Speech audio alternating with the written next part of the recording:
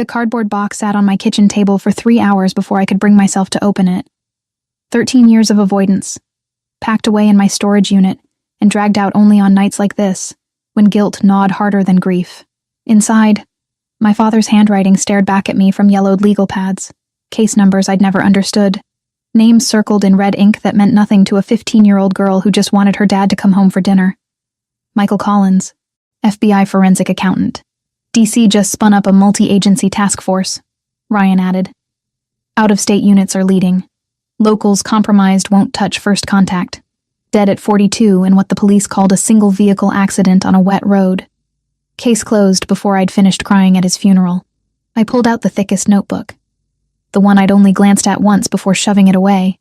His notes from the weeks before he died were frantic. Underlined words bleeding through pages.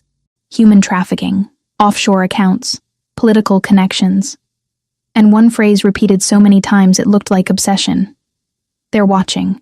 My phone buzzed against the table, the vibration loud in my silent apartment. Unknown number. I almost ignored it. Almost. The message was brief. Your father didn't die in an accident. The truth is buried where he is. Go tonight. My hands shook as I read it twice, 3 times. Could have been a sick prank. Could have been someone who remembered the anniversary. October 27th. 13 years since I became an orphan. I texted back, "Who is this?" No response. Just those 2 sentences glowing accusingly from my screen. Camilla would tell me I was insane. My best friend had spent years trying to convince me to let it go, to stop seeing conspiracies in my father's death. But Camilla didn't know what I'd found in these boxes. Didn't know about the calls he'd made the week before he died. The way he'd hugged me too tight and told me he loved me 3 times in one day, like he was memorizing the moment. I grabbed my jacket and keys.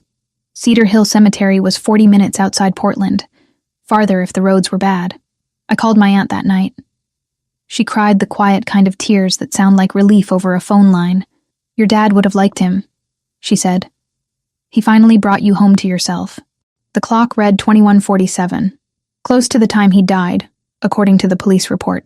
22:15, they'd estimated. Late enough that no one was around to witness anything. The drive passed in a blur of streetlights and second-guessing. By the time I pulled through the cemetery gates, a light drizzle had started. Just enough to slick the narrow roads winding between headstones. I killed my headlights and parked behind a maintenance shed, instinct telling me to stay hidden. My father's grave sat on a small hill beneath an oak tree. I'd chosen the spot because he used to take me hiking in forests like this, before the job consumed him, before he started coming home with shadows under his eyes and checking the locks twice every night. I made it halfway up the path before I saw them. 10 men. All in black suits despite the late hour and drizzle. They stood in a perfect circle around my father's headstone, still as statues, their formation too precise to be coincidental. SUVs were parked in a line along the access road, black and gleaming even in the darkness. I dropped behind a large monument, heart slamming against my ribs. This wasn't a prank.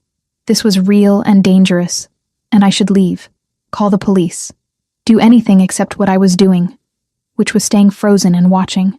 One man stood at the head of the grave. I couldn't see his face, but I saw him bend down, saw him place something white on the headstone. He spoke, his voice too low to carry, but the cadence sounded foreign. Italian, maybe. When he straightened, he made a gesture, and all 10 men bowed their heads in unison. It lasted maybe 30 seconds. Then, without a word, they dispersed. Each man returned to a vehicle with military efficiency. Engines purred to life, and the convoy rolled away into the night, taillights disappearing like dying embers. I waited 5 full minutes, watching for movement, listening for footsteps. Nothing. Just the whisper of wind through leaves and the distant hum of traffic on the highway. The envelope sat where the man had left it, already damp from the drizzle. My father's name was written on the front in elegant script. Michael Collins. My fingers trembled as I picked it up, the paper thick and expensive. Inside, bundled stacks of $100 bills. I didn't count them, but I knew wealth when I saw it. Thousands, maybe tens of thousands. And tucked between the bills, a card no bigger than my palm. The handwriting was the same as the envelope. Debt paid. Forgive me. Michael Collins, GM, You shouldn't be here. I spun, nearly dropping the envelope.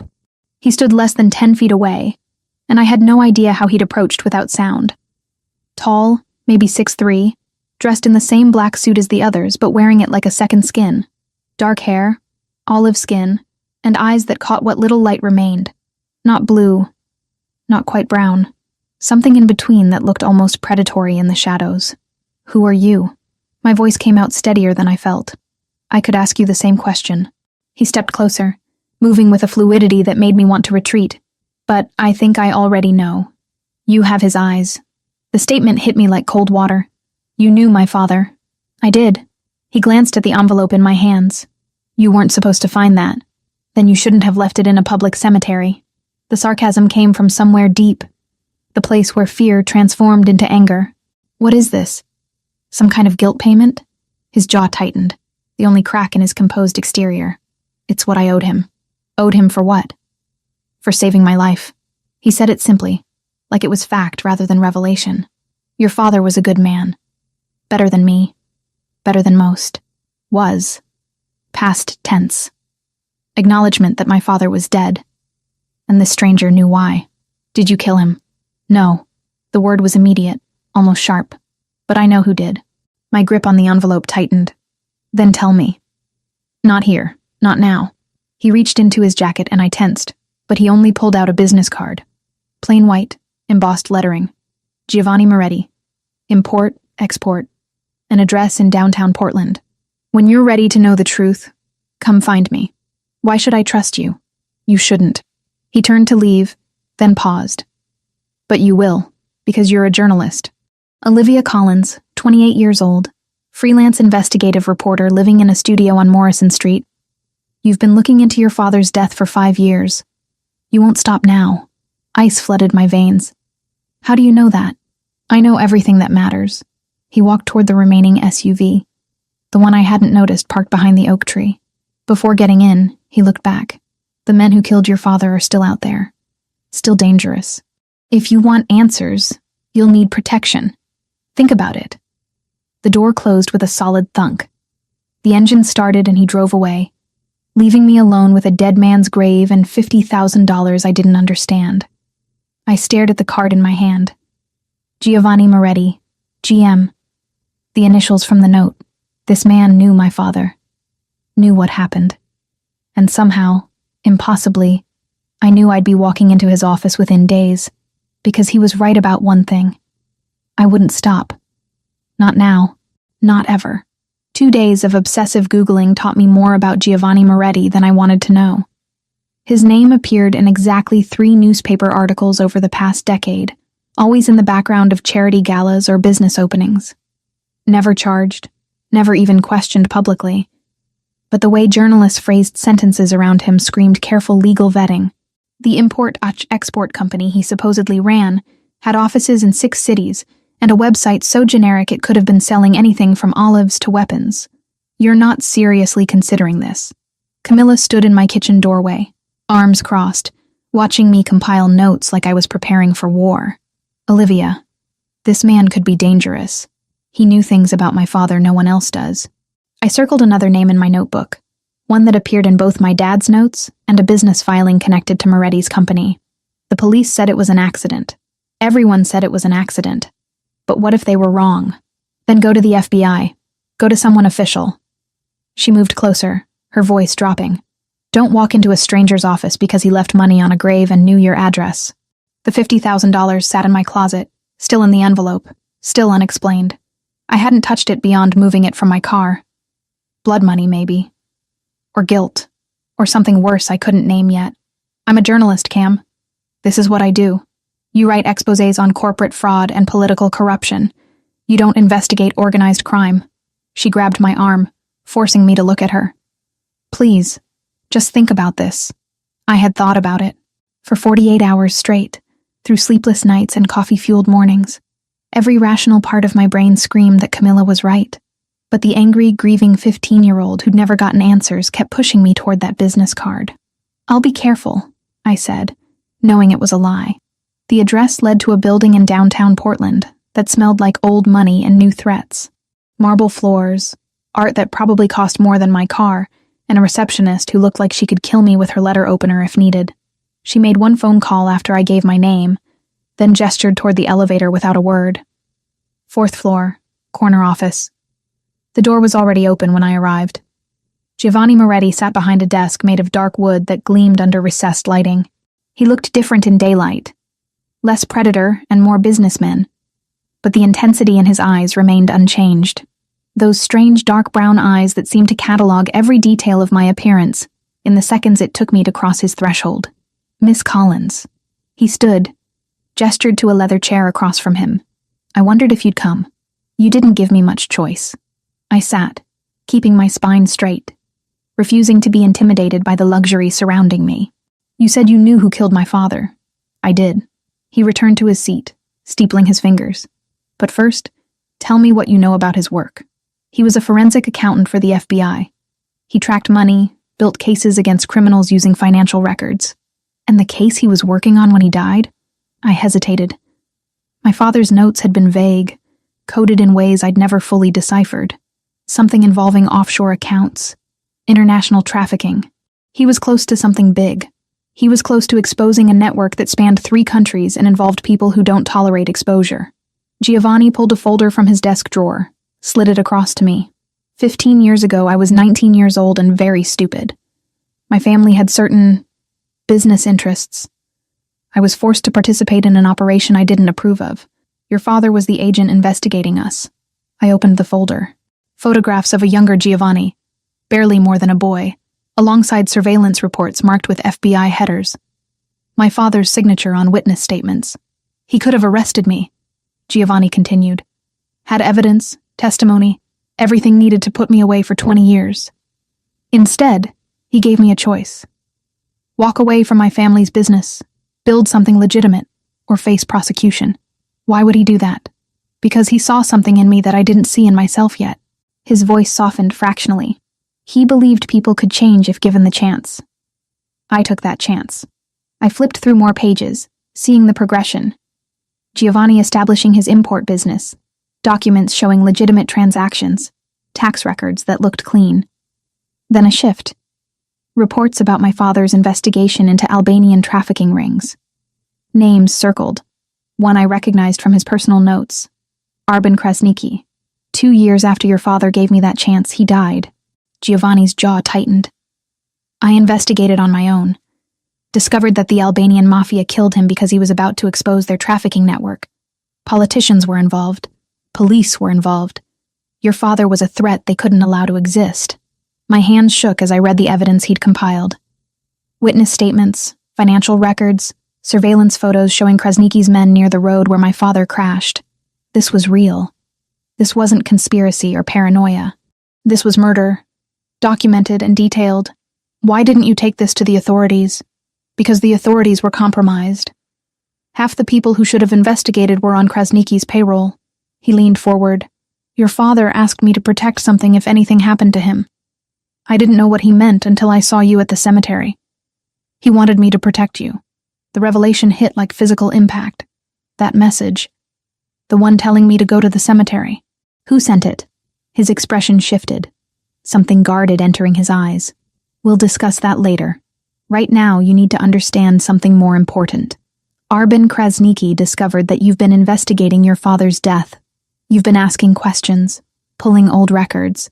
He knows you exist. And he knows you're a threat. Ice flooded my veins. How would he know that? Because he has people watching for anyone who shows interest in that case. You triggered alerts when you requested police reports 3 months ago. Giovanni stood, moved to the window overlooking the city. You're in danger, Miss Collins. Real danger. I wanted to argue, to say he was exaggerating. But the weight of evidence in my lap said otherwise. What do you want from me? I want to keep you alive. It's what your father would have wanted. You don't owe me anything. I owe him everything.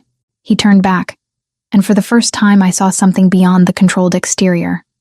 Grief, maybe. Or guilt that 15 years couldn't erase. Let me protect you. 72 hours. That's all I ask. Give me 3 days to assess the threat and put measures in place. I should have said no. Should have walked out and gone straight to the FBI field office. But something in his voice, in the way he spoke about my father, made me believe him. 72 hours, I heard myself say. And then you tell me everything, including who sent that message. He nodded once. My people will... The office door burst open. A man in a dark suit I recognized from the cemetery, the same military bearing. Sir, parking garage. 2 men, Albanian, waiting by her car. Giovanni's transformation was instantaneous. The businessman vanished, replaced by something cold and lethal. How many of ours? 4 in position. Ryan's with them. Get her out through the service entrance. Now. He looked at me, and I saw the predator again. Stay close to them. Do exactly what they say. Everything happened too fast to process. The suited man, whose name I didn't know, had my arm, pulling me toward a door I hadn't noticed behind a bookshelf. Giovanni was speaking rapid commands into a phone. We were in a service corridor, then a stairwell, footsteps echoing off concrete. Gunshots. Distant but unmistakable. 2 sharp cracks that made my heart slam against my ribs. Keep moving, my escort ordered, his grip on my arm tightening. We emerged in an underground parking level I didn't recognize.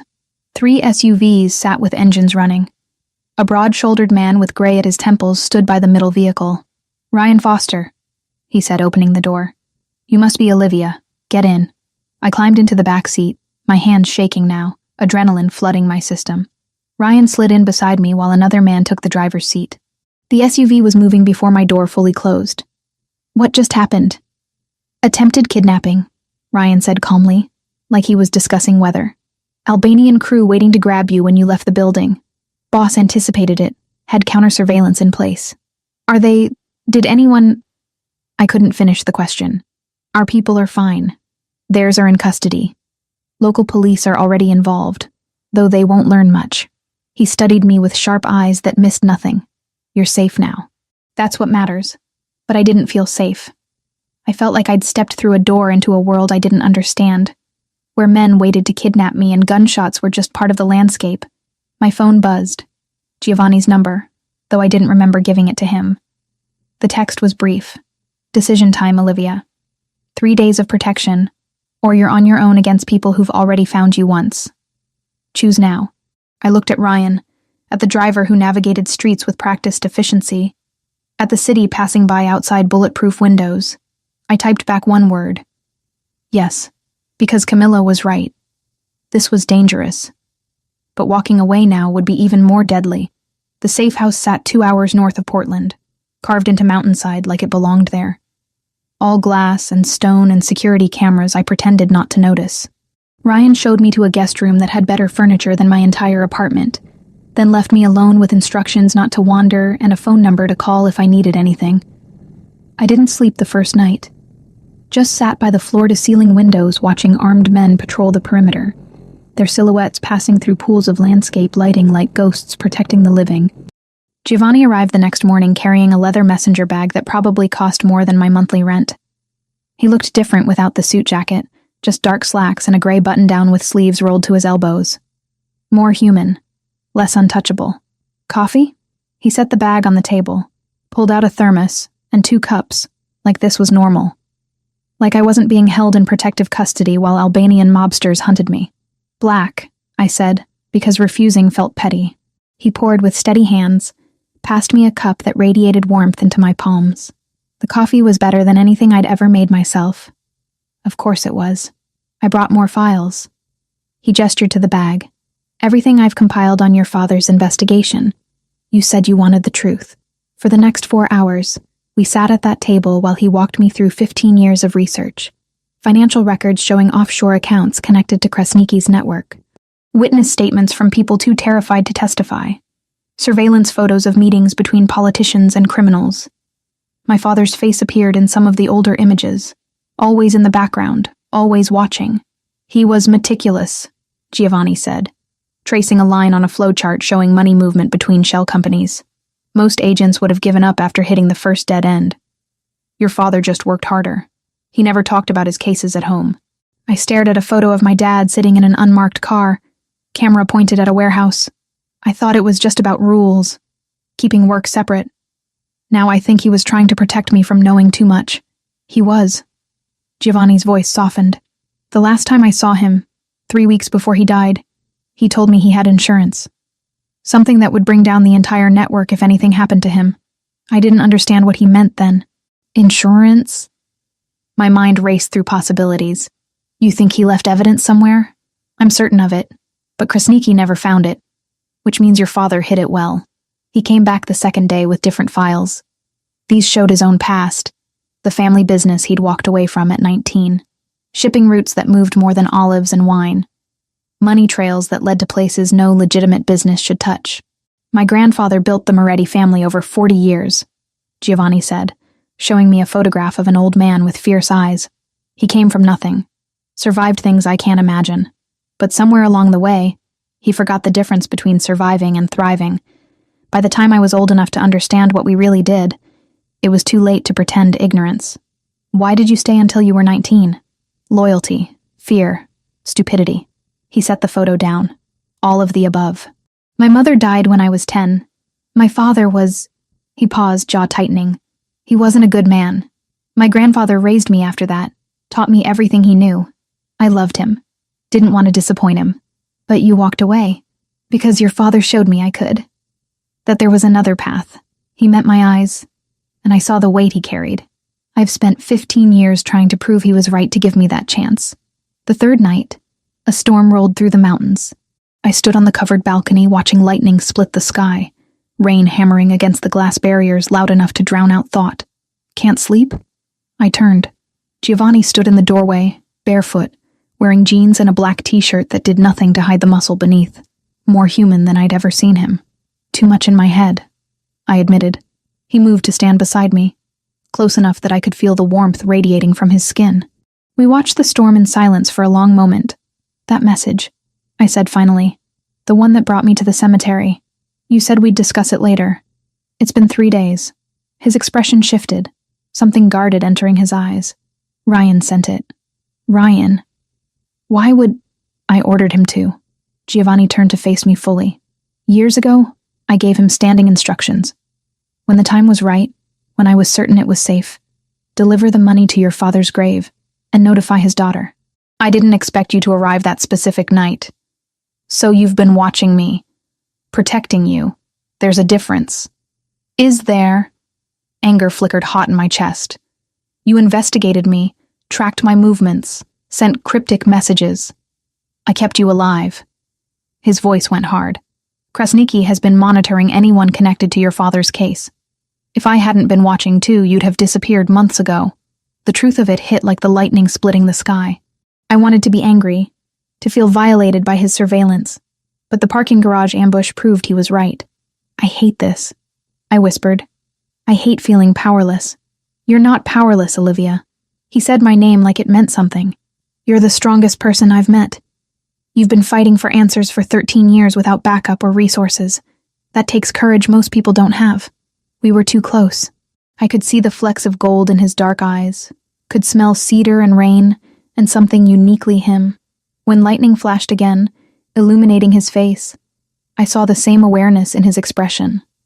The same pull I felt drawing us together. He leaned in, just slightly. I started to tilt my head up. Our mouths were inches apart when footsteps pounded up the stairs behind us. Boss. Ryan burst onto the balcony, phone in hand, face grim. It's Camilla Scott. My stomach dropped. What about her? Krasniki's men took her 2 hours ago, from her apartment. Security footage shows 3 men, professional extraction. Ryan looked at me with something like sympathy. They left a message. They want you in exchange for her release. The world tilted. Camilla. My best friend who'd warned me this would happen. Who'd been right about the danger. Giovanni was already moving. The moment between us evaporating like it had never existed. Get everyone to the command center. Now. I'm coming with you, I said. Absolutely not.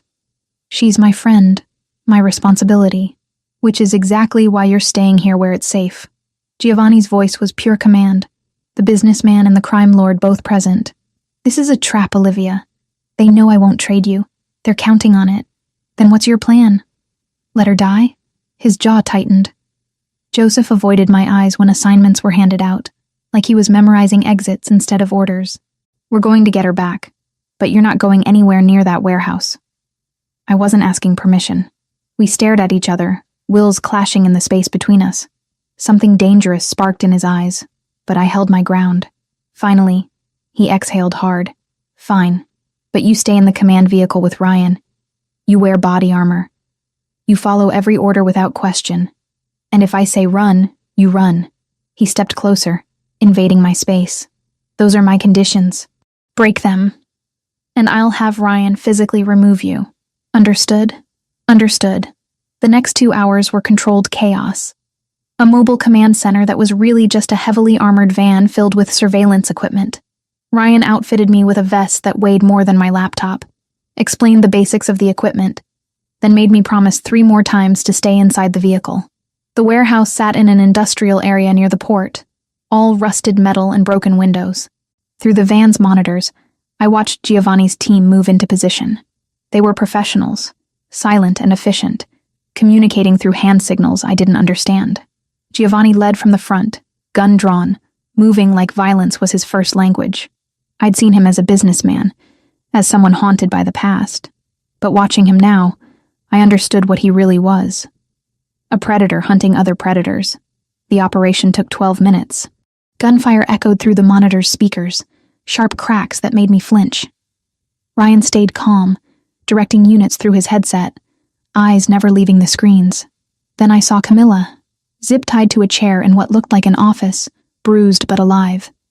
Giovanni reached her first, cut her bonds, lifted her with surprising gentleness. "Package secured," Ryan said into his headset. "Proceed to exfil." But the Albanians had reinforcements. 3 men appeared in the hallway, weapons raised. I watched Giovanni put himself between them and Camilla, watched him kill all 3 with a precision that stole my breath. No hesitation, no mercy, just cold efficiency that protected what he'd claimed. They brought Camilla to the van. She was shaking, crying, holding on to me like I might disappear. Through the open doors, I saw Giovanni standing in the warehouse entrance, blood speckling his white shirt, reloading his weapon with hands that didn't tremble. That was the moment I understood. This man wasn't playing at protection. He was built for it, shaped by violence into something that could stand between the innocent and the monsters. And somehow, impossibly, I was starting to trust him. Giovanni insisted I stay at the safe house even after the 72 hours expired. The violence had escalated, he explained. Going back to Portland would put me directly in Kresnicki's crosshairs. Part of me wanted to argue, to reclaim some independence. The rest knew he was right. I couldn't close my eyes without seeing the warehouse. The way Giovanni had moved through those hallways, weapon raised, eliminating threats with surgical precision. 3 men dead in less than a minute, their bodies crumpling. The sound of gunfire still echoed in my ears at random moments, making me flinch at shadows. Camilla was recovering in a private hospital 30 minutes away, surrounded by more security than a presidential candidate. Ryan lifted the envelope with gloved hands, photographed each stack, dusted the edges for prints. He wrote the date and time on a yellow card and slipped it inside the plastic sleeve. "Evidence before comfort," he said, sealing it. "Boss's orders." Giovanni arranged it all without being asked, ensuring she had the best doctor's money could buy while keeping her location secret. I visited the second day after the rescue, Ryan driving me in one of those black SUVs I was learning to recognize. She looked smaller in the hospital bed, bruises darkening her cheek and wrists. When she saw me, tears started immediately. "I'm so sorry," I said, pulling a chair close. "This is my fault. I dragged you into this. They were looking for something." Her voice was hoarse, like she'd been screaming. Maybe she had. "Kept asking where your father hid it. Said you'd know where the evidence was." I straightened. "Evidence?" They said that specifically, over and over. That Michael Collins had insurance, something that would destroy their entire operation. She gripped my hand tighter. "Olivia, what did your dad have?" I didn't know. Not then. But that single word, insurance, matched what Giovanni had said. My father telling him he had something that would bring down the network if anything happened. Protection through the threat of exposure. The guilt sat heavy in my chest. Camilla had been tortured because of questions I'd been asking, investigations I'd been pursuing. She told me to finish it, to make sure her trauma meant something. Then she asked me to leave so she could sleep. The drive back was silent. I stared out the window, watching Oregon landscape blur past, my mind churning through possibilities. If my father had hidden evidence, where would he put it? Not at home. The house had been searched after his death, cleared out when I went to live with my aunt in Seattle. Then I remembered. Ryan, I need to go to a bank. The memory surfaced sharp and clear, cutting through years of deliberate forgetting. First National, downtown Portland. He glanced at me in the rearview mirror. That's not on today's approved locations. I don't care. Call Giovanni. Tell him I remembered something about my father. 20 minutes later, we were heading back toward the city, this time with 2 additional SUVs flanking us. Giovanni met us at the bank, appearing from the lead vehicle looking like he'd been in the middle of something important. His sleeves were rolled up, hair slightly disheveled in a way that shouldn't have been attractive but was. "This better be good," he said, though his tone held no real irritation. 3 weeks before he died, my dad brought me here. We walked through the marble lobby toward a bank employee Giovanni had apparently called ahead. Said he was setting up something for my future. Opening a safety deposit box in both our names. You never checked it? I was 15 and my father had just died. I blocked out everything from those last weeks. The truth tasted bitter. Until now. The vault was everything you'd expect. Pristine, temperature-controlled, silent as a tomb. The bank employee verified our identities, checked signatures, then left us alone with a long metal box that weighed almost nothing. Inside, wrapped in protective plastic, sat an external hard drive, old by modern standards, but the controlled environment had preserved it perfectly. A note was taped to the top in my father's handwriting. For Olivia. When you're ready. Giovanni lifted it carefully, turning it over in his hands like it might explode. This is it. This is what got him killed. We took it back to the safe house. Giovanni had technology people who could recover data from ancient electronics, who knew how to access encrypted files without triggering any self-destruct protocols my father might have installed. It took 6 hours. I paced the entire time, unable to sit still, unable to think about anything except what might be on that drive. When they finally displayed the contents on a laptop screen, I understood why people had died to keep this secret. 15 years of investigation. Financial records showing money flowing from Albanian trafficking networks through shell companies and into the accounts of politicians, judges, police chiefs. Names, dates, amounts.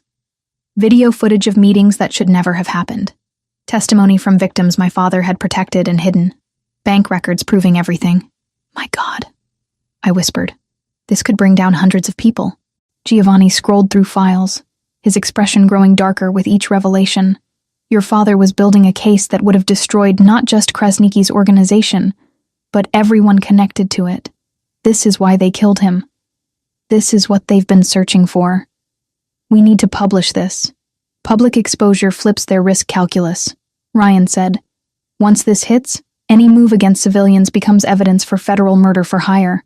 They'll cut losses and disappear. Get it to every news outlet, every law enforcement agency that isn't compromised. They'll bury it. He looked up at me, something hard in his eyes. Half these people have the power to make evidence disappear. They'll claim it's fabricated, sue for defamation, tie it up in courts for years while victims continue suffering. Then what do you suggest? Just let them win? I suggest we use this to destroy Krasniki directly. Force him into the open, eliminate the head of the snake while the body's still writhing. He stood, moving around the desk toward me. You do your part. Publish everything simultaneously across multiple platforms. Make it impossible to suppress. I'll do mine. Take out Krasniki before he can retaliate or disappear. You mean kill him? I mean finish what your father started. We stood too close in the dimming light of the study. Outside, the sun was setting over the mountains, painting everything gold and red.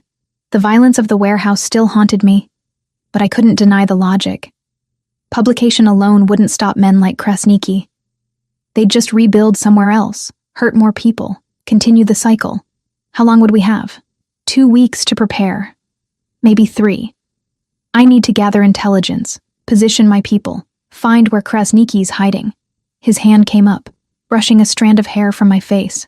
You need time to put together something publication-ready that won't get you sued into oblivion. The touch sent electricity down my spine. We'd been dancing around this for days. the attraction building like pressure behind a dam. His fingers lingered on my cheek, thumb tracing the line of my jaw. Olivia. My name in his voice sounded like a prayer or a warning. If we do this, there's no going back. You'll be committed to a path that ends in blood. My father started down that path 15 years ago. I'm just finishing the journey. He leaned in slowly, giving me time to retreat. I didn't. Our mouths met without the hesitation of the almost kiss on the balcony. This was certain and deliberate, heat and hunger that had been building since the cemetery. His hands slid into my hair while mine fisted in his shirt, pulling him closer. We made it to the couch. Barely. Clothes shed between kisses that tasted like desperation and defiance. His skin was hot under my palms, scarred in places that told stories I didn't yet know. He touched me like I was precious and breakable, until I bit his lip and he understood I wanted the opposite. Making love to Giovanni Moretti was like everything else about him. Controlled intensity giving way to something rawer, more honest. He whispered my name against my throat, my shoulder, my lips. I marked half moons into his back with my fingernails. We came apart together in the fading light, two people who knew tomorrow might destroy everything. Later, wrapped in blankets on that couch, I remembered the $50,000 still sitting in my closet at the apartment. That money, I said against his chest. From the cemetery. I'm keeping it as evidence, another piece of the puzzle. His fingers traced patterns on my bare shoulder. Everything's evidence now. Everything leads back to your father and what he tried to expose. Do you think he knew? That it would kill him? I think he knew the risk and decided some things were worth dying for. Giovanni pressed a kiss to my hair. He was brave. Reckless, maybe, but brave. I thought about my father in those last weeks. The extra hugs, the careful documentation, the preparation for a future he wouldn't see. He'd known exactly what he was doing, building a legacy of truth even if it cost him everything. We'll finish it, I promised the ghost of Michael Collins and the man holding me in the present. Whatever it takes. Giovanni's arms tightened around me. Outside, armed guards patrolled under moonlight. Somewhere, Krasniki was planning his next move. And on a 15-year-old hard drive sat enough truth to burn down an empire. The war was coming. We just had to be ready when it arrived. The training started the next morning. Joseph's hands shook when he thought no one was looking, just a tremor along the tendons. I filed it away without a label. Giovanni woke me before dawn, handed me workout clothes that fit perfectly despite never asking my size, and led me to a basement I hadn't known existed. Padded mats covered the floor. Weapons hung on walls in neat rows that should have terrified me, but instead felt inevitable. Self-defense first, he said, rolling his shoulders. You need to know how to protect yourself if things go wrong. When things go wrong, I corrected. He almost smiled. When? For 2 weeks I learned how violence worked. How to use an attacker's momentum against them. Where to strike to disable rather than kill. How to break holds, create distance, survive long enough for help to arrive. Giovanni was patient but demanding, never letting me quit even when my muscles screamed and sweat dripped into my eyes. Again, he'd say, resetting his stance. Faster this time. The weapons training was harder, not physically, but mentally. Holding a gun felt wrong in ways I couldn't articulate. Giovanni made me practice loading, unloading, clearing jams until my hands moved through the motions automatically. You don't have to like it, he said during one session, watching me sight down the range at paper targets. You just have to survive. I thought about my father. Whether he'd carried a weapon during those final investigations, whether he'd known death was coming and prepared anyway. The gun felt heavier with those thoughts. Between training sessions, I wrote, 15 years of evidence transformed into a narrative that couldn't be ignored. Financial flows mapped out in charts. Testimony organized chronologically. Video and audio files time-stamped and verified. I contacted 3 journalists I trusted, one each in New York, London, and Berlin. Gave them copies of everything encrypted 6 ways. Explained that when I gave the signal, they'd publish simultaneously across every platform they could access. This is incredible, Sarah from the Times said during our encrypted video call. And completely insane. You know people will try to kill you for this. They're already trying. She went quiet for a moment. We'll be ready. Just say when. Giovanni spent those same 2 weeks planning something darker. I'd see him in the war room, as I'd started calling it. surrounded by maps and photographs, and men who spoke in clipped military language. Ryan was always there, along with others whose names I learned slowly. Joseph, who handled surveillance. Christopher, who managed logistics. Anthony, who never spoke but radiated controlled violence. Sometimes I'd join them, listening as they discussed guard rotations and security systems.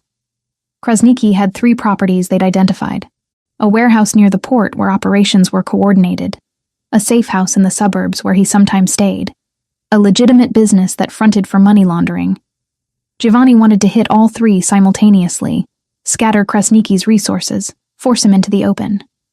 He'll run to his main stronghold when the others fall, Giovanni explained, pointing to a location marked on the map. That's where we take him. Alive, if possible. We need his confession on video before your articles drop. And if he doesn't confess? Giovanni's expression went cold. He will. I didn't ask what methods he'd use. Some things I didn't need to know yet. The nights were ours. We'd fall into bed exhausted from training and planning, but always found energy for each other. Giovanni loved slowly, thoroughly, like he was memorizing every inch of my skin. I'd trace the scars on his body, each one a story of survival. We didn't talk about feelings or futures, just existed in those stolen hours when the world outside couldn't reach us. 1 week became 2. My muscles grew harder, my aim steadier. The investigative report reached 90 pages of documented evidence that would destroy hundreds of careers and lives. Giovanni's plan evolved into something elegant and lethal, every contingency mapped. On the 13th day, Ryan interrupted dinner with news that changed the timeline. Krasniki's moving, he said, tablet in hand showing surveillance feeds. Our sources say he's relocating tomorrow night, heading to a compound near the Canadian border. Once he's there, we'll never reach him. Giovanni set down his fork with deliberate calm. How reliable is the intelligence? 3 independent confirmations. He's spooked. Knows something's coming. I watched Giovanni process this. Saw the moment he shifted from planning to execution mode. Pull everyone back. We move in 12 hours. My stomach dropped. 12 hours. We weren't ready. I wasn't ready. Olivia. Giovanni's hand covered mine on the table. Can you have everything prepared by dawn?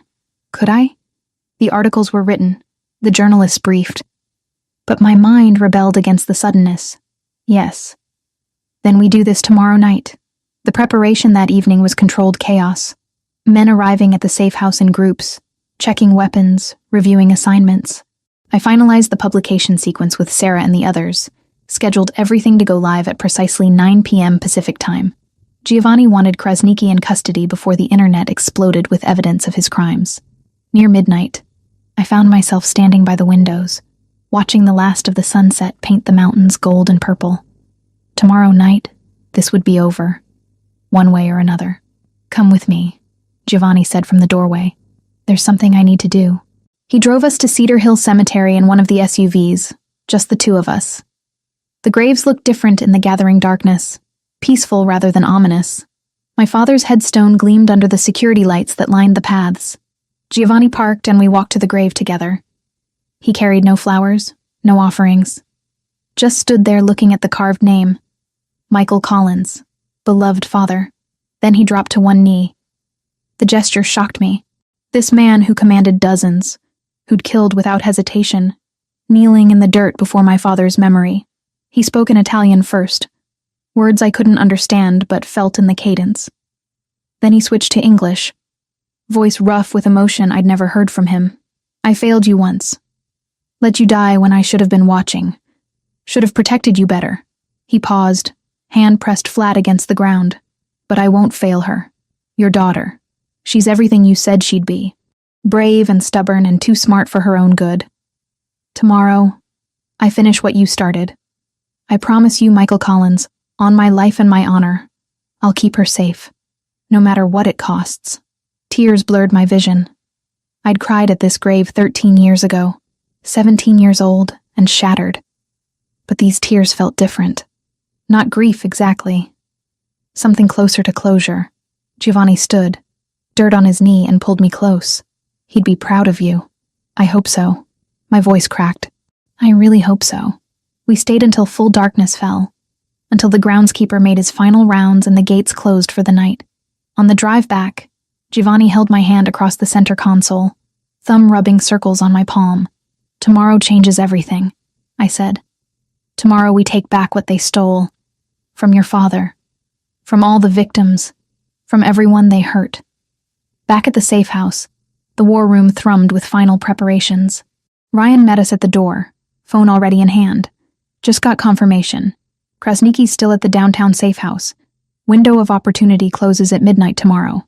After that, he's in the wind." Giovanni nodded once. "Then we end this. Everyone on ready status. Operation launches at 2000 hours. 2000 hours. 8 p.m. 12 hours until everything changed." I went to my room, checked the publication sequence one more time, sent encrypted messages to all 3 journalists confirming the timeline.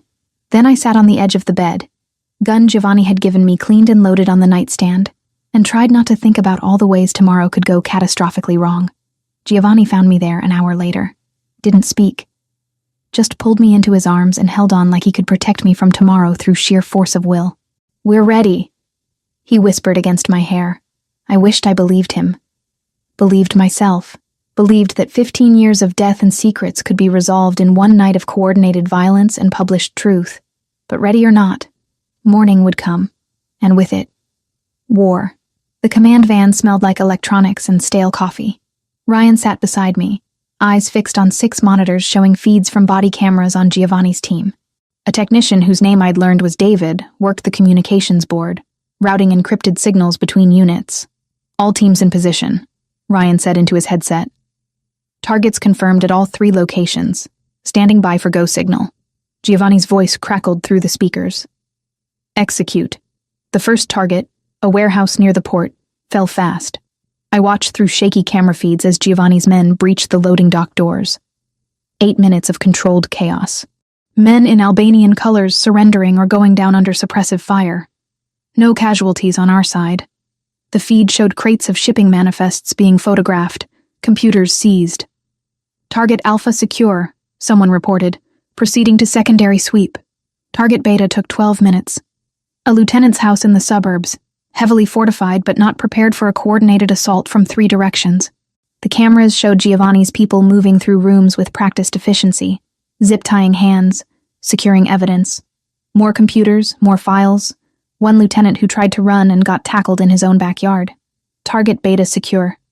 High-value prisoner acquired. Target Charlie was different from the start. The camera feed showed a fortified compound with actual guard towers and reinforced gates. Krasniki's primary safe house. The place he'd retreat when everything else collapsed. Giovanni led that assault personally. I watched his feed, recognized the way he moved. Weapon up, clearing corners with Joseph and Christopher flanking him. The resistance was immediate and heavy. Muzzle flashes lit up the night vision cameras. "Contact front," someone shouted over comms. "Multiple hostiles, 2nd floor." The gunfight lasted minutes that felt like hours. I gripped the edge of the desk, knuckles white, watching Giovanni's camera bob and weave through corridors. He took fire, returned it, kept advancing. Then his camera jerked hard, and I saw blood spray across the lens. "Giovanni!" His name tore from my throat before I could stop it. "Boss is hit." Christopher's voice came through. Left arm, still mobile. The feed stabilized. Giovanni's gloved hand came into view, pressing against his bicep where fabric had torn, and blood darkened his sleeve. But his weapon never wavered. "Keep pushing," Giovanni ordered, voice tight with pain. "Krasniki's on the 3rd floor. Anthony, take point." They found him in what looked like a converted office. Arben Krasniki, 45 years old, surrounded by paperwork he'd been frantically burning. Giovanni's team secured him efficiently, zip-tied his hands behind his back, and dragged him to a chair. What followed made my stomach turn. Not violence exactly, but the threat of it. Giovanni standing over Krasniki, bleeding from his arm wound, asking questions in a voice that promised consequences for lies. The Albanian tried to stay silent. Lasted maybe 3 minutes before Giovanni nodded to Anthony. And whatever Anthony did off-camera made Krasniki start talking. The confession spilled out in accented English mixed with his native language. Names, operations, the order to kill Michael Collins 13 years ago. Everything documented on David's recording equipment, time-stamped, and backed up to 3 separate encrypted servers. "Got it all," David confirmed. Confession is solid. Exfil now, Giovanni ordered. Windows closing. That's when everything went wrong. The ambush hit as they left the building.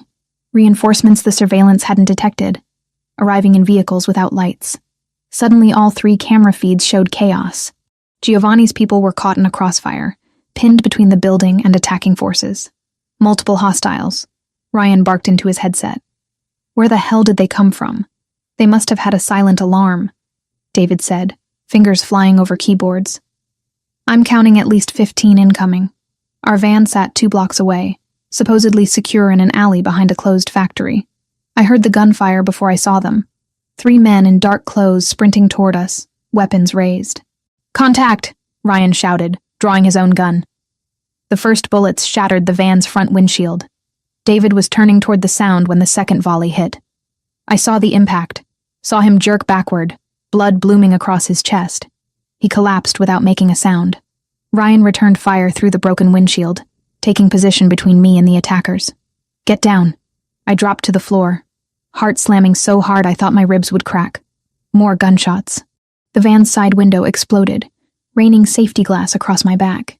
Through the chaos, I heard Ryan grunt, saw him stagger. Ryan! I'm fine, he gritted out, but blood soaked his left shoulder. He kept firing with his right hand, each shot precise despite the injury. Stay down, Olivia. The gun Giovanni had given me sat in my waistband, heavy and foreign. I'd trained with it, knew how to use it. But training and reality were different universes. My hands shook as I pulled it free, clicked off the safety the way Giovanni had taught me. One of the attackers appeared at the broken side window, weapon coming up to aim inside the van. I didn't think, just raised my gun and fired. The recoil shocked me, sent my second and third shots wild. I didn't hit him, but he flinched back, bought us 3 seconds. Ryan used those seconds. 2 shots, both center mass. The attacker went down. Then Giovanni was there, appearing like violence incarnate. Blood on his arm, on his face, murder in his dark eyes. He and 2 others engaged the remaining attackers with overwhelming force. The firefight lasted 30 seconds. When it ended, Giovanni wrenched open the van's back door. His gaze found me immediately, swept over the blood covering my clothes. For one frozen moment, I saw absolute terror in his eyes. Raw and exposed in a way I'd never seen before. I'm okay, I said quickly. It's Ryan's blood. I'm okay. The relief that flooded his expression lasted half a heartbeat before the mask returned. He helped Ryan out of the van, got him into one of the SUVs. Christopher and Anthony loaded Krasniki, still zip-tied and now gagged, into another vehicle. David? Giovanni asked, though he could see the answer through the shattered windshield. I shook my head. My first time watching someone die. Not in surveillance footage, but real and immediate. The technician who'd sat beside me minutes ago, gone before I could even process what happened. We need to move, Ryan said through gritted teeth, his good hand pressing a field dressing to his wounded shoulder. Now! The convoy raced to a backup location, an industrial building Giovanni owned under a shell corporation. Inside, medics were already waiting. They descended on Ryan and Giovanni immediately, cutting away bloody fabric, assessing damage. Giovanni's wound was through and through, missing bone and major vessels. Lucky. Ryan's was worse. Bullet lodged in muscle that would require surgery. But he was conscious, alert, still giving orders even as they worked on him. I sat against a wall, watching them prep the confession video. Krasniki on camera, blood trickling from his nose where someone had convinced him cooperation was wise. The audio was clear, damning. Admissions of trafficking, murder, corruption. My father's name spoken with casual confirmation that yes, they'd killed him. Yes, it was ordered from the top. We had everything. The evidence from my father, the forced confession, documentation from 3 raided locations. Everything needed to destroy the network. Then Krasniki started laughing. The sound cut through the controlled chaos like broken glass. Giovanni crossed the room in 3 strides, grabbed the Albanian by his shirt. Something funny? You think you won? Krasniki's English was good, his accent thick. But I already gave the order before you took me. Kill the families of all your captains. Their wives, their children, their parents. Everyone they love dies in the next 30 minutes unless you let me go. The room went silent. He's bluffing, Christopher said. Am I? Krasnicki's smile was horrible. Check your phones. See what my people are sending you. Giovanni pulled out his phone. His face went white. Whatever image he saw made his hand shake before he controlled it. How many? 15 targets, 15 families. Krasnicki leaned back despite the zip ties. You have 30 minutes to release me, Moretti, or their blood is on your hands. I watched Giovanni's world collapse behind his eyes. Everything he'd built, everyone loyal to him, their families now held hostage because of this operation, because of me, because of my father's evidence and my need for justice. We can get to them, Anthony started. Not in 30 minutes, Giovanni cut him off. Not all of them. He planned this. Ryan struggled to sit up despite the medics trying to keep him down. There might be another way. I knew what he meant before he said it. Publish now, everything. Make it public before Krasnicki's deadline. Force the authorities to respond, remove his leverage. If we publish the evidence now, I said, pulling out my phone with hands that wouldn't stop shaking. It goes viral in minutes. FBI, DEA, ATF will have to respond immediately. His people will abort rather than risk exposure. Or they'll kill everyone anyway, Krasnicki said. Out of spite. Maybe. I looked at Giovanni, saw the impossible choice crushing him. But it's the only play we have left. 29 minutes until 15 families died. 29 minutes to save them, or watch everything burn. Giovanni met my eyes across the blood-stained concrete. Made his decision. Do it. My fingers moved faster than my thoughts, typing the signal code into 3 separate encrypted messages. Sarah in New York, Thomas in London, Maria in Berlin, the journalists who'd been waiting for this moment. Publishing in 3 minutes, I said, voice steadier than my hands. Once it's live, there's no taking it back. Giovanni stood across the warehouse, blood still seeping through the makeshift bandage on his arm. His face was carved from stone, but I saw the war raging behind his eyes. 15 families. People who trusted him, who'd followed him, whose children played in backyards while their fathers did terrible things in his name. Do it, he repeated. Krasnicki laughed again. That horrible wet sound. You're choosing wrong, Moretti. Those families are already dead. You just don't know it yet. Shut him up, Giovanni ordered. Anthony gagged Krasnicki with efficiency that suggested practice. I hit send on all 3 messages simultaneously. Then opened Twitter, Facebook, Instagram. Created posts with links to cloud storage containing everything. Financial records, video testimony, photographs of meetings that should never have happened. 15 years of my father's investigation, unleashed on the world in 15 seconds. It's out, I whispered. Ryan worked his phone one-handed, the other arm hanging useless at his side. Already spreading, first shares coming in. Guardian just picked it up. 4 minutes. The posts multiplied like viruses, jumping from account to account. News organizations scrambled to verify, but the evidence was too comprehensive to ignore. Names started trending. Politicians, judges, police chiefs. The algorithm god smiled on truth for once, pushing our revelations into millions of feeds. 7 minutes. CNN sent a breaking news alert. BBC followed 30 seconds later. The story was too big, too documented, too explosive to contain. FBI Portland field office is mobilizing, Ryan reported, monitoring police scanners. DEA too. They're moving on all the addresses we provided. 8 minutes. Christopher checked in from his surveillance post.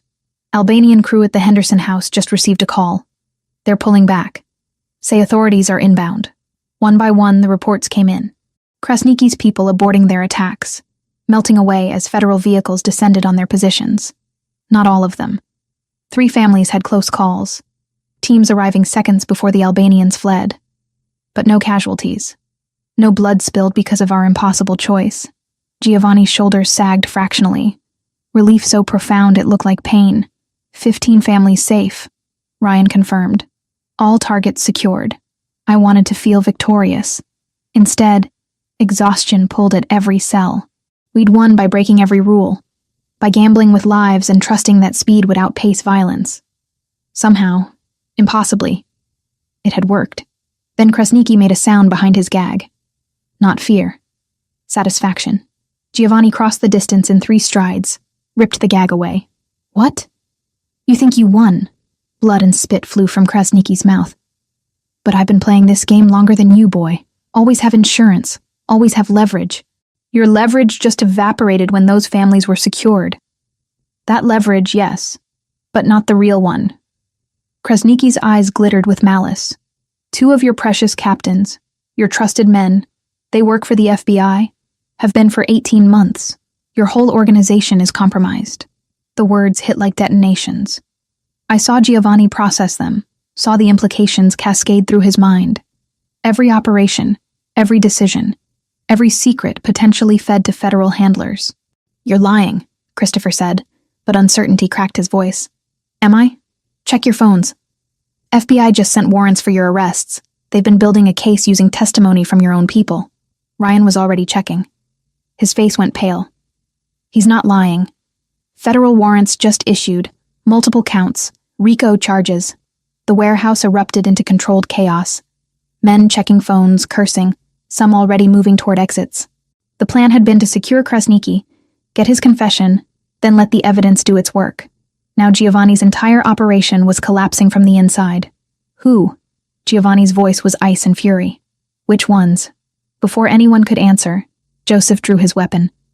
Not pointing at Krasniki, pointing at Giovanni. I'm sorry, boss. His voice shook, but his hands stayed steady. I didn't want it to go down like this. But they have my sister. They've had her for 20 months. Said they'd kill her if I didn't cooperate. Everything slowed down. I saw Giovanni's hand move toward his own weapon. Saw Christopher and Anthony responding. Their training kicking in. Saw Ryan trying to stand despite his wound. Saw Joseph's finger tighten on the trigger.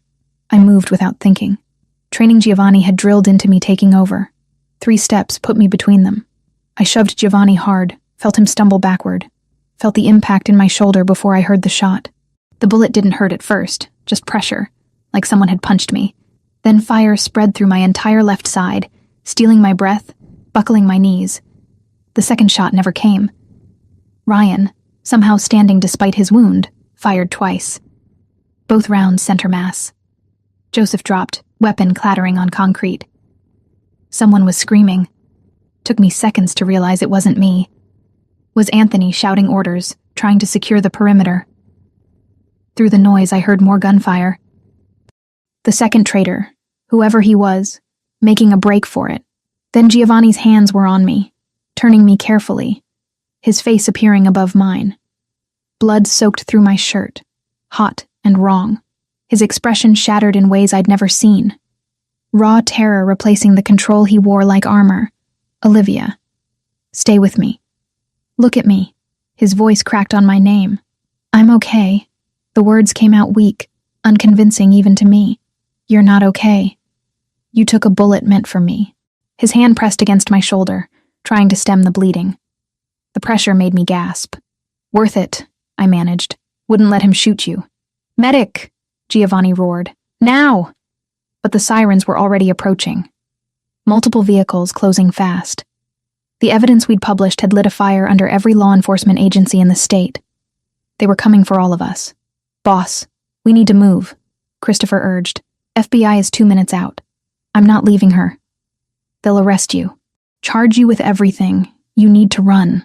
Giovanni looked down at me, his dark eyes swimming with something I'd never seen in them before. Tears. Actual tears cutting tracks through the blood and dirt on his face.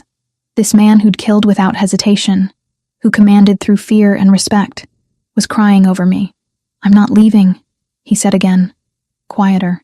His thumb brushed my cheek, gentle despite the violence surrounding us. You saved my life. Again. You keep saving me. Giovanni. Ryan's voice carried warning. 30 seconds. The warehouse doors burst open. Paramedics first, then federal agents in tactical gear, weapons up, shouting commands. Giovanni raised his hands slowly, never taking his eyes off mine. Someone was cutting my shirt away, pressing gauze against the wound, asking me questions I couldn't process. Olivia Collins? An agent appeared in my fading vision. We need you to come with us. You're a material witness. She's been shot, Giovanni snarled. She needs a hospital. Ambulance is ready. We'll provide protection en route. More hands lifted me onto a gurney. Every movement sent lightning through my shoulder. Through the chaos, I found Giovanni. They were cuffing him, reading him his rights. He didn't resist, just kept his eyes locked on mine as they led him away. No words passed between us. Didn't need them. Everything that mattered lived in that look. Gratitude. Terror. Something deeper that neither of us had dared name yet. The ambulance doors closed, severing the connection. Sirens wailed as we raced through Portland streets. A female agent sat beside me, taking notes, asking questions I answered mechanically. Yes, I'd published the evidence. Yes, I knew Giovanni Moretti. Yes, I understood I'd be required to testify. My shoulder burned. But the physical pain was nothing compared to the ache in my chest. Giovanni was arrested. Ryan was wounded. David was dead. Joseph was dead. Everything had fractured in ways I didn't know how to fix. But 15 families were alive. Krasniki's network was exposed. My father's 15-year investigation had finally reached the light. As the ambulance pulled into the hospital emergency bay, I touched the wound on my shoulder. Blood on my fingers. My blood. Spilled protecting a man who'd spent 15 years honoring his debt to my father. The circle was closing. Whether we'd survive to see it complete remained written in futures I couldn't predict. 18 months changed everything and nothing. The federal courthouse became as familiar as my own apartment. Depositions, grand jury testimony, pre-trial hearings that stretched across seasons. I spent more time with prosecutors than friends, walking them through every document my father had compiled, every connection we'd uncovered, every moment that led to that warehouse, and the bullet that still lived in my shoulder as scar tissue. The FBI understood faster than I expected. The evidence was legitimate inheritance, passed from father to daughter through a safety deposit box I'd accessed legally. My publication hadn't been criminal. It had been journalism under extreme circumstances, exposing corruption that law enforcement had failed to address for 15 years. They detained me initially as a material witness, but within 72 hours I was released without charges. Cooperating witness status. Protected, not prosecuted. The shoulder healed slowly. Physical therapy 3 times a week for 6 months. Relearning how to lift my arm above my head without pain, shooting down to my fingertips. The scar was ugly, puckered and pink. A permanent reminder of the second I'd stepped between Giovanni and a bullet. It ached when storms rolled through Portland. Phantom pain that no amount of medication could fully erase. I didn't mind. The ache meant I was alive. Giovanni was alive. That mattered more than vanity. My article won the Pulitzer. They announced it on a Tuesday morning while I sat in a coffee shop reviewing legal documents. Sarah called, screaming congratulations so loud I had to pull the phone away from my ear. The ceremony was formal and surreal, standing on a stage accepting recognition for work that had cost David his life, that had nearly cost all of us everything. But the real victory wasn't the award. It was the numbers. 47 people rescued from trafficking operations across 3 states. 12 police officers and 7 politicians charged with corruption. Arben Krasniki sentenced to life without parole in a maximum security facility where his connections meant nothing. His entire network dismantled piece by piece through prosecutions that were still ongoing 18 months later. The second traitor, Paolo, who'd tried to escape during the chaos, had been captured 3 blocks from the warehouse. He was serving 25 years, trading information for reduced time. Giovanni's deal took months to negotiate. His lawyers were expensive and clever, painting him as someone who'd cooperated with law enforcement, who'd helped take down a trafficking network despite personal risk. The RICO charges would have buried him for decades. Instead, he pled guilty to money laundering from his family's old operations, testified against Krasniki and every corrupt official we documented, and received 4 years with eligibility for parole in 2. He was sent to a minimum security federal facility in Oregon. Not close, but close enough for weekly visits. The first time I saw him in prison, clothes devastated me.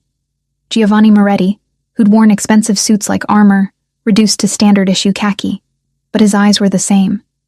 Those dark brown eyes that had watched me across cemetery graves and war rooms and hospital beds. "You look terrible," I said, settling into the plastic chair across from him. "You look beautiful." His voice was rough from disuse. We didn't discuss feelings during those visits. Talked instead about practical things. He was studying law through a prison education program, reading case files until his eyes hurt. determined to understand the system that had caged him. I was writing a book about my father, about his investigation and sacrifice, about the cost of truth. "What will you call it?" Giovanni asked during a visit in month 7. "The long investigation." 15 years from his death to justice. Seemed appropriate. He smiled. Rare and genuine. He'd be proud. Ryan recovered fully from his shoulder wound. The surgery had been complicated, but military doctors knew their work. He'd been released from the hospital after 2 weeks, spent another month in physical therapy, then quietly took over management of the Mountain Safe House. When I needed somewhere to live that wasn't my compromised Portland apartment, he offered the property without hesitation. "Boss would want you safe," he'd said simply. Living there meant living with ghosts. The couch where Giovanni and I had first made love. The war room where we'd planned everything. The balcony where we'd almost kissed before Camilla's kidnapping changed everything. But it also meant security. Space to write. Distance from the reporters who still occasionally tried to doorstep me for follow-up interviews. Camilla visited every few weeks. She'd spent 4 months in therapy processing her abduction. The fear. The helplessness. But she was stronger for it in ways that mattered. Started a nonprofit helping trafficking survivors, channeling her trauma into something that healed others. "You're allowed to fall apart," she told me during one visit, watching me stare at yet another legal brief. "I'll fall apart when this is over. It'll never be over, Liv. That's the point. You survived something terrible and now you have to learn how to live after." She was right. Stopping felt like betraying my father all over again. But I was learning. Slowly. The parole hearing happened in month 17. Giovanni's lawyers were cautiously optimistic. He'd been a model prisoner, caused no trouble, completed his educational programs, continued cooperating with ongoing investigations. The board voted 3-2 in his favor. Parole granted, with conditions. No contact with known criminals, regular check-ins with his parole officer, prohibition on leaving the state. They released him on a Thursday in April, 18 months after that warehouse. I waited in the parking lot, leaning against my car in spring sunshine, watching the prison doors like they might not actually open, like this might be another dream I'd wake from. Then he emerged. Different and the same. Thinner, harder around the edges, carrying a single bag with his few possessions.